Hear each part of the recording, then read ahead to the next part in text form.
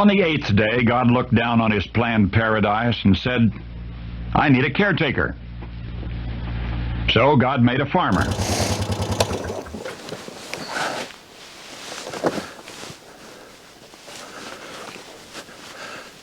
Howdy folks, I'm Darren. Welcome to 8th Day Chronicles here at Cross Timbers Farm. Glad to have you with us today. It's lime time.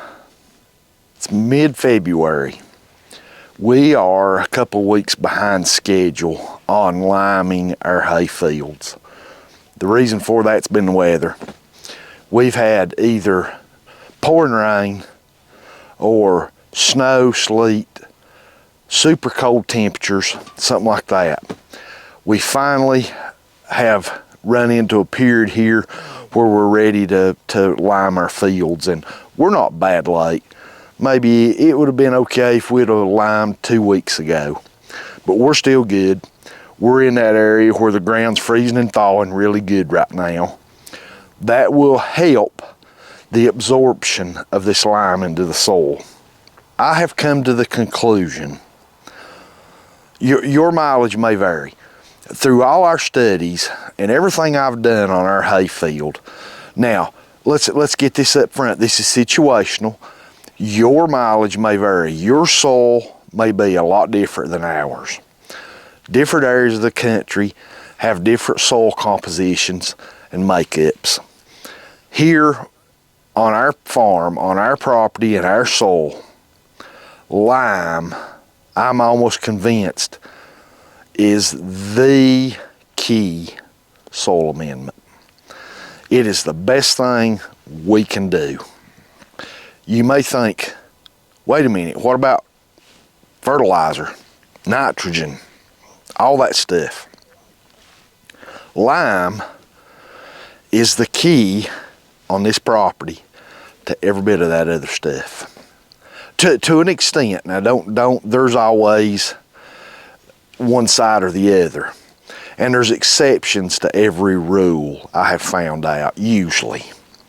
However, experience on this ground has taught me that lime, pelletized lime is what we use.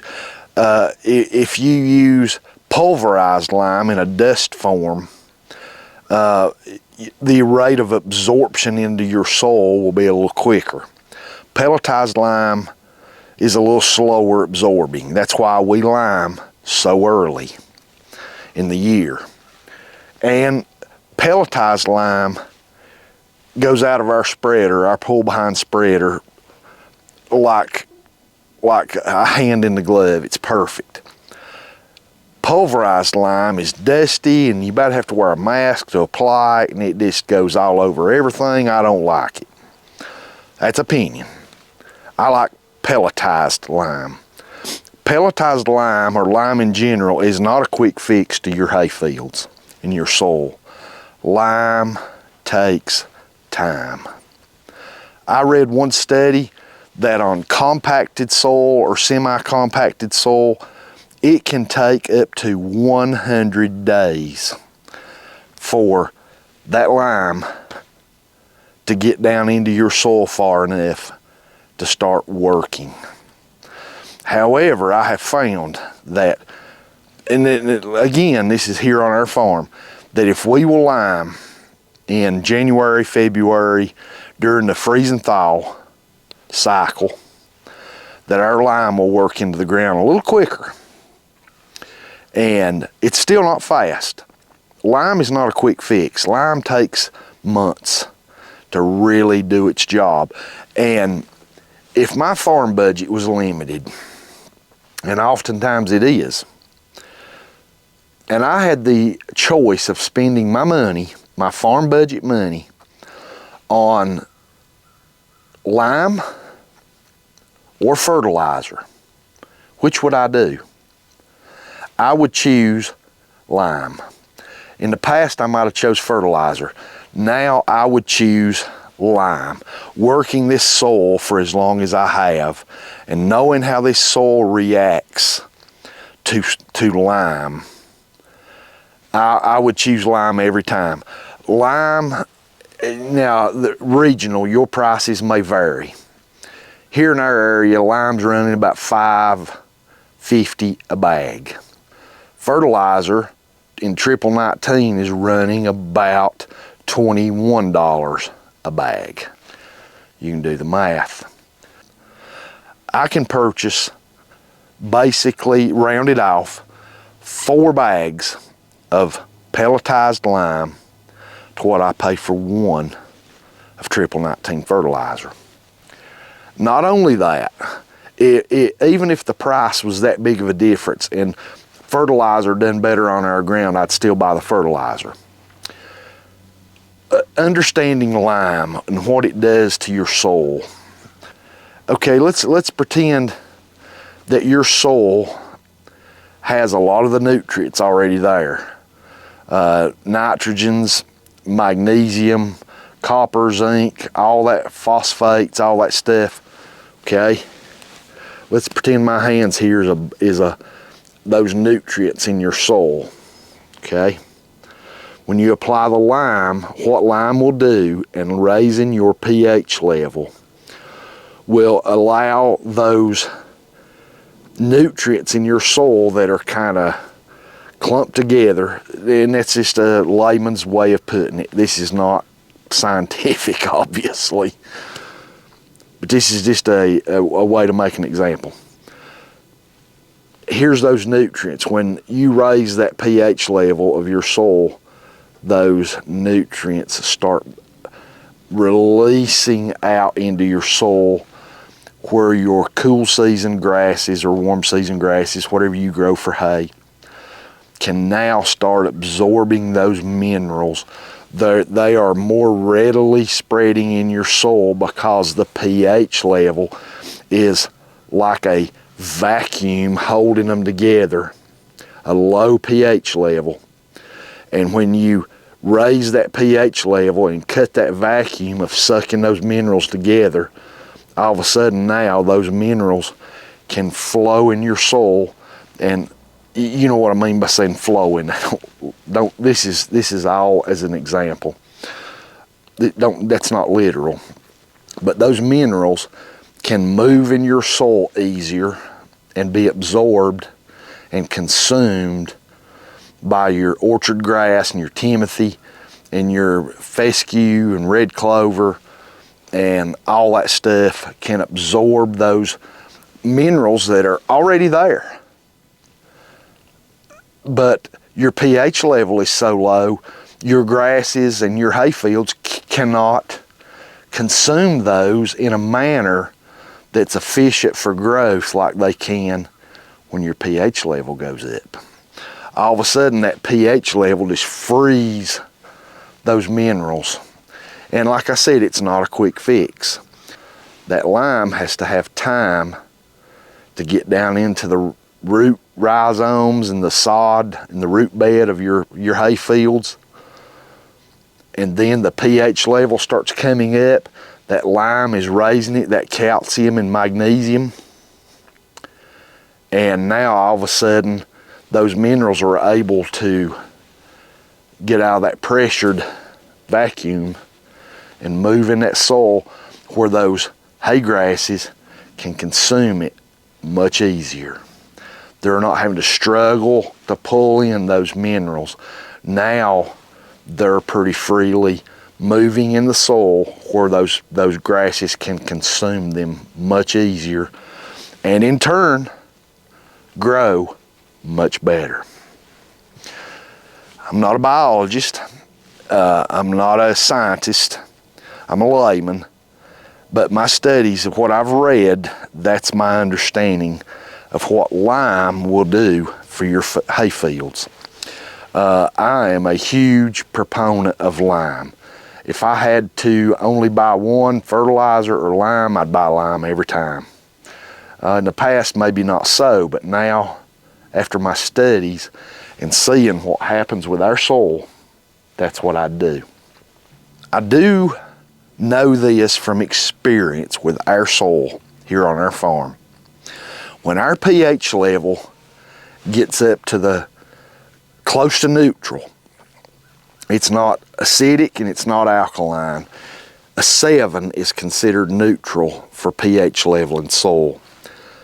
When our soil gets to that 6 3/4 or 6, and I'm going to use the inch measurements to relay this information. If our soil gets from a 5 3/4 or a 6 up to about a 6 3/4, 6 7/8, or right at the 7 mark, all of a sudden our soil tests for magnesium, copper, zinc, nitrogen, all those things that the hay grasses need to grow, instead of our soil test being like this, low in one, high in the other, low in one, high in the other, they start leveling out once our pH level gets to the correct level. Not acidic, not alkaline. And what does that? What raises our pH level? Lime.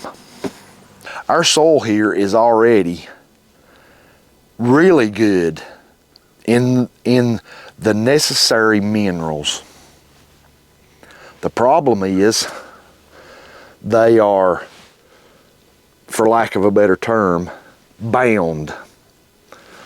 They're not allowed to flow in the soil and be consumed by the grasses because our pH level is so low. Or, not terrible low, but it's lower than desired for those minerals to be able to move into the grasses. When we bring our pH level up, those soil test results that do like this and all the different minerals and things suddenly start leveling out. It's amazing what lime will do. And lime, like I said, is 4 times cheaper than a bag of fertilizer. If your soil in your area is anything like ours, and you have soil sample tests that do like this, in high in one nutrient, low in another, high in another, low in another, from what I've studied, and I could be wrong, somebody correct me if I'm wrong, but this is what I've found on our property. If your numbers are like this, and your pH level also is low, I would encourage you to lime your fields with the recommended amount to get your soil pH level up to close to 7. Then redo another soil sample and see what your numbers do. It's very possible you'll see them like ours did, start leveling out without adding phosphorus and zinc and copper and magnesium and all those other minerals. You might find out that once you get your pH level to the correct level, it's like waving a magic wand. The rest of those minerals start releasing from being bound, able to move, and those grasses will consume it, and your soil test will be a lot better. We done our soil test back in around the 1st of December of 2024, and it's now mid-February 2025, and today we're liming. You may notice we spread our lime and fertilizer, and if we're frost seeding, we spread seed, whatever, with our ATV. Yep, I've got a tractor sitting right here, but we purchased this Cosmo pull-behind spreader a couple years ago, and this thing is worth every penny we paid for it. It is fantastic. And we pull it behind our ATV. The reason I prefer pulling it behind the ATV is fuel efficiency, time. I can spread this lime or fertilizer, whatever I'm spreading, much faster with an ATV, or if you own a UTV, a side-by-side or something like that. going through gates, rounding curves, going to the next field, so much quicker on this four-wheeler than it would be on the tractor. And this time of year, the fields are really soft right now because it's thawing, and we have that freeze-thaw effect, and it don't take long of driving a tractor around in a field with the soil conditions like this till you've just really disturbed your soil, your topsoil, with those ag tires. The four-wheeler does a lot less churning of the soil, and it's more fuel efficient, it's time efficient, and on our sloped hills, I can just go through them quicker than I can on that tractor. So I much prefer this setup right here as I would a 3-point tractor mounted spreader. This is much more efficient in my situation. Your mileage may vary. Let's get this hopper loaded up, and we're heading to the test plot to spread lime. Then we're coming to the main hay field and then to the west field. Today is the perfect day for us to do our lime spreading. It's about 45 degrees right now, and tomorrow, well, let me back up.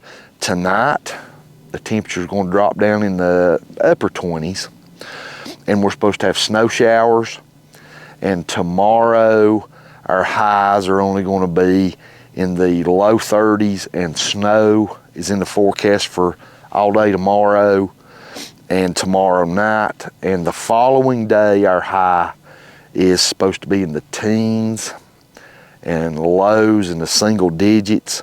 This ground right now is thawed, the topsoil, and it's soft. We spread this lime now, and it's going to snow on it. The ground's going to freeze, hard freeze, and then in several days after that, I'm sure it'll warm back up into above freezing, maybe even into the 40s, and it will thaw again, and it's really going to suck this lime, this pelletized lime, down into our soil.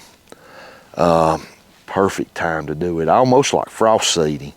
You can take those rules of frost seeding, the freezing, thawing effect, and almost apply that to lime as well. It will help that lime work its way into the soil quicker than normal.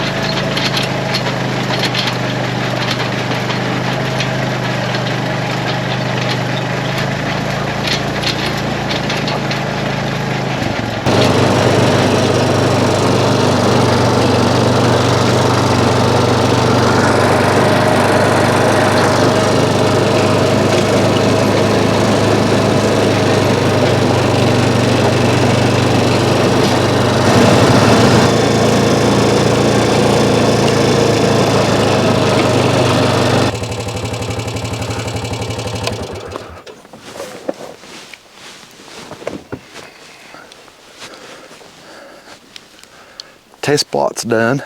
Spreader worked real well. Good setting, good coverage. I'm happy with it. Now we are in our main hay field. We're going to start spreading our lime on this field.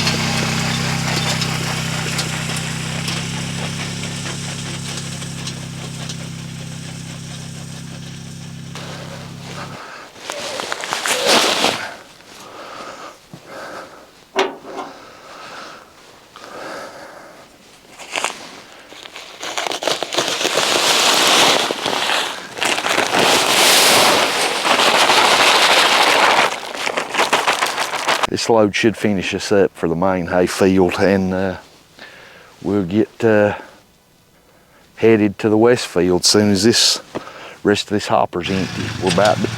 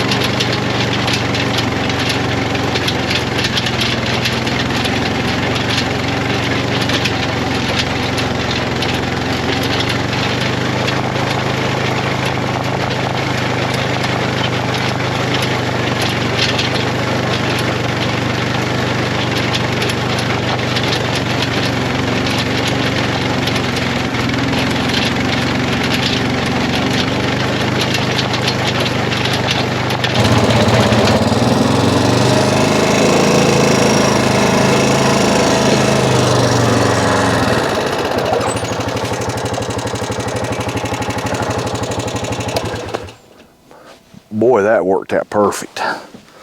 I'm not a math expert, but I don't know how that happened. Luck of the draw, I guess. The good Lord's watching over me. What I needed for this field, the last bag that I put in, how much I put in that hopper, come out exactly perfect. Good Lord smiling on us today. Beautiful day. This is the day the Lord hath made. Let's rejoice and be glad in it. The glass is always half full. Main hayfield is done. Boy, did that work out good. Next thing we go, west field. Finish us up. Weather still says extreme cold and snow the next few days. Boy, what perfect timing. Let's get at it and finish this up.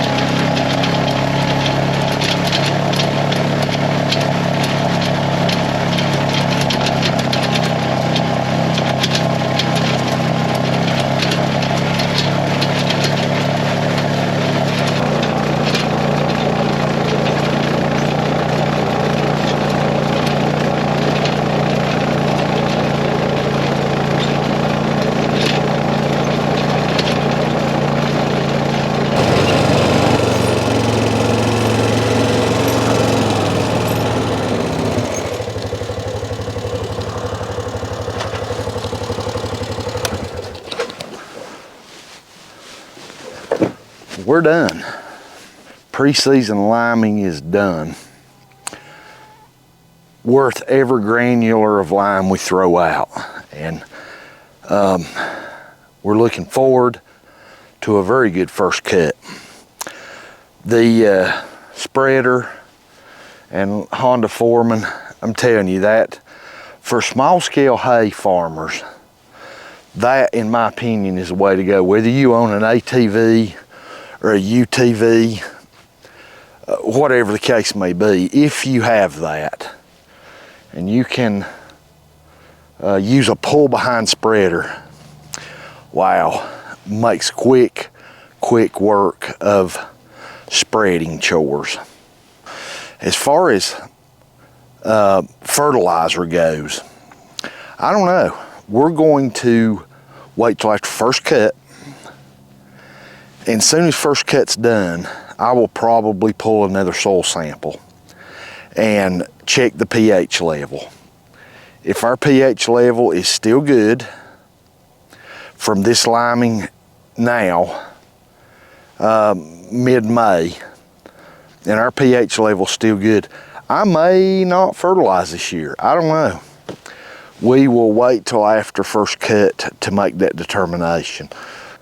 I'll pull a soil sample after first cut, and we'll make a decision then about whether we're going to fertilize or lime more. Of course, that liming after first cut probably wouldn't help anything till about the third cut, but we'll see. We'll just wait till that time comes. I'm not going to make any predetermined plans until after first cut and we see what our pH level is and how our soil's looking for subsequent cuts later in the summer. We'll see how it goes. So thanks for being with us. I really appreciate it. If you don't lime your hay fields, pull a soil sample. I can't stress soil samples enough. Check your pH level.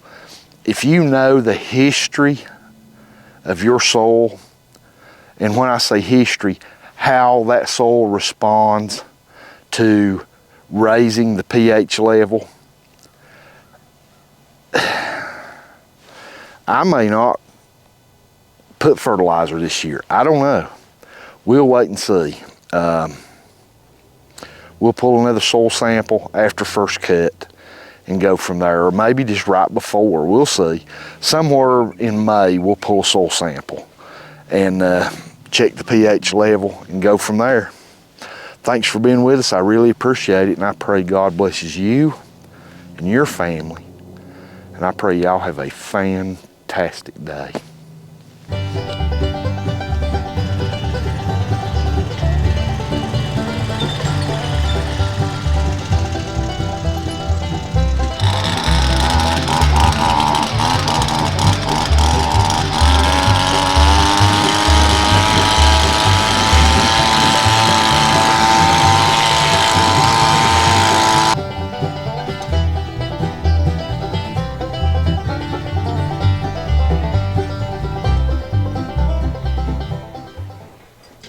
Well, it's the day after. Good thing we got our liming done yesterday. It's putting down some pretty good snow and supposed to get really brutally cold tomorrow. Good thing we got our lime down yesterday.